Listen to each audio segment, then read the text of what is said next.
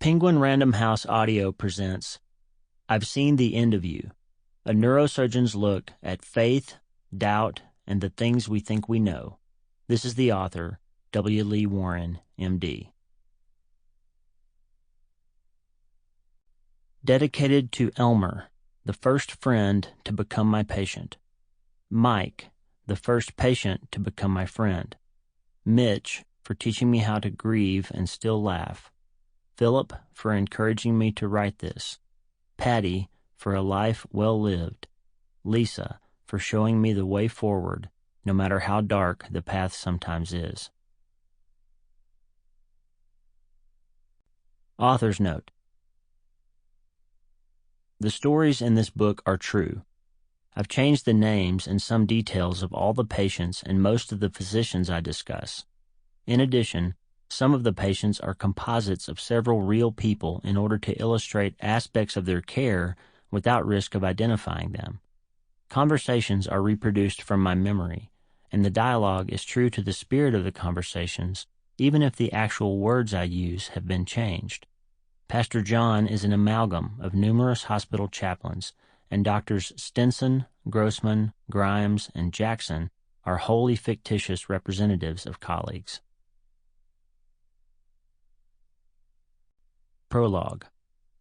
Life gets messy. After all they had endured, they remembered that God, the Most High, was their rock, their Redeemer. Psalm 78:35, the Voice Translation.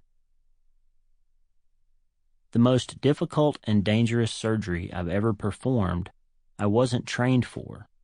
I had to do something no surgeon would ever do in the operating room.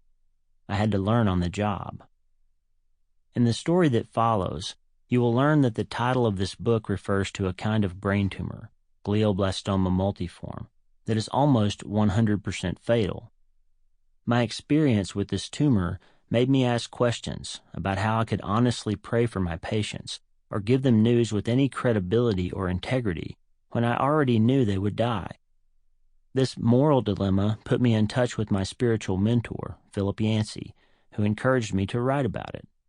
I did, but I wrote a different book.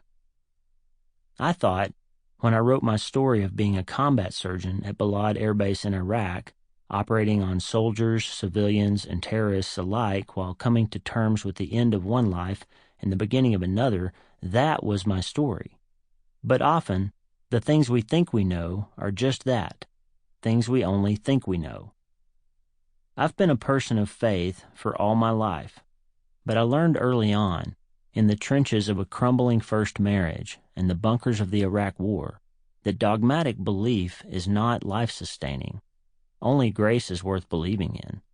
Then, with my patients and in my own story, I thought I saw grace disappear under the onslaught of brutal reality, a reality that could never be changed and that time would never heal.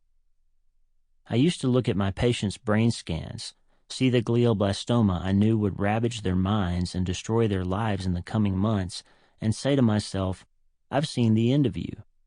But in the aftermath of war, divorce, rebuilding, and then unimaginable loss in my personal life, I realized I was standing at the deathbed of my shattered faith. I'd seen the end of me too.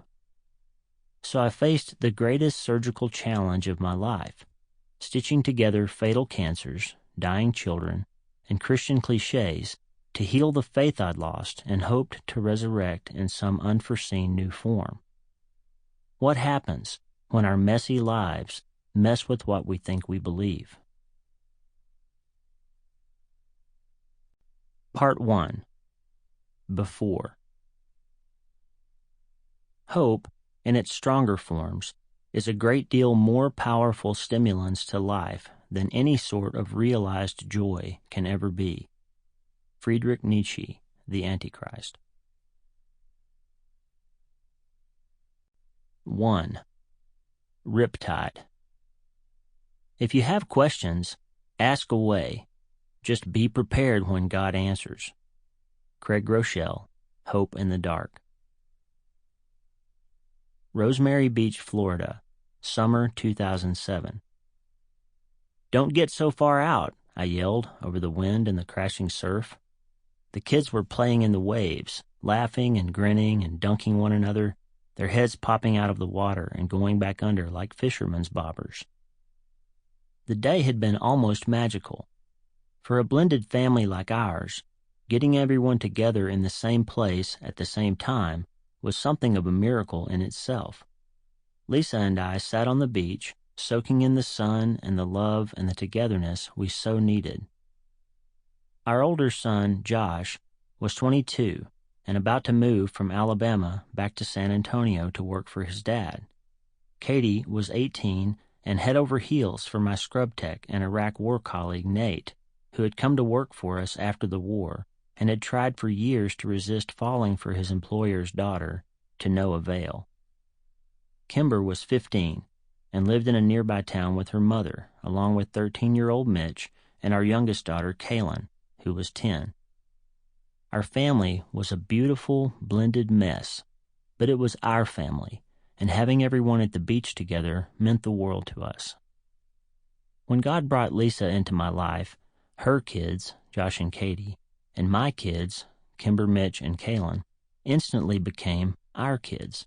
They even said vows to one another at our wedding. But as the years went by and everyone got older, we knew schedules and jobs and weddings would make days like these even rarer and more special. An hour earlier, Lisa's dad, Dennis, had baptized Nate in the ocean. All of us stood in the waist-deep water and held hands while Dennis led us in prayer and thanked God for the day and the sun and the love swirling in the waves around us. Nate had never been baptized, and he'd asked Dennis, whom the kids have all called Tata since Josh's first attempt as a baby to say Grandpa, whether he would do it. Nate confessed his belief in Jesus. Tata dunked him under the water, and we sang hymns in the Gulf of Mexico. A few miles offshore, a storm was pushing bigger and bigger waves to the beach. It made the body surfing a lot of fun, but at the same time, the rough water brought seaweed and countless jellyfish with it. Josh and Mitch were the first to realize this, and they both came screaming out of the water with jellies in their shorts. We all laughed and cringed simultaneously. And now, as the sun began its brilliant dive into the western sky, and our memory-filled day was drawing to a close, I noticed that Mitch was getting farther and farther from where the other kids still splashed. "Come back in," I called as loudly as I could. Mitch didn't seem to hear. He just waved and dove back under the surf. I stepped out into the water and felt the undercurrent picking up with each departing surge. Mitch wasn't a strong swimmer, and I knew he was too far out to be safe.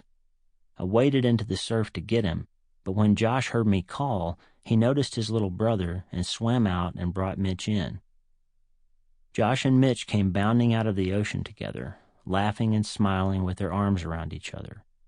Lisa snapped a couple of pictures of them, which are still in a frame on Josh's desk to this day.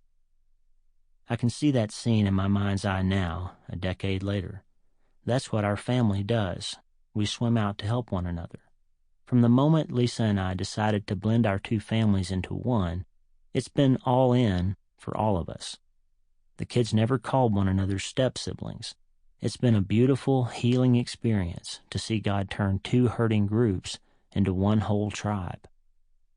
The rest of the family went back up the hill to the house we were renting, and Lisa and I stayed on the beach for a while to enjoy the sunset.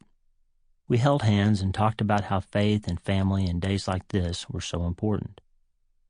As darkness sneaked over the horizon, marking the end of a day I was thankful for, even as I mourned its conclusion, we walked back to the house together.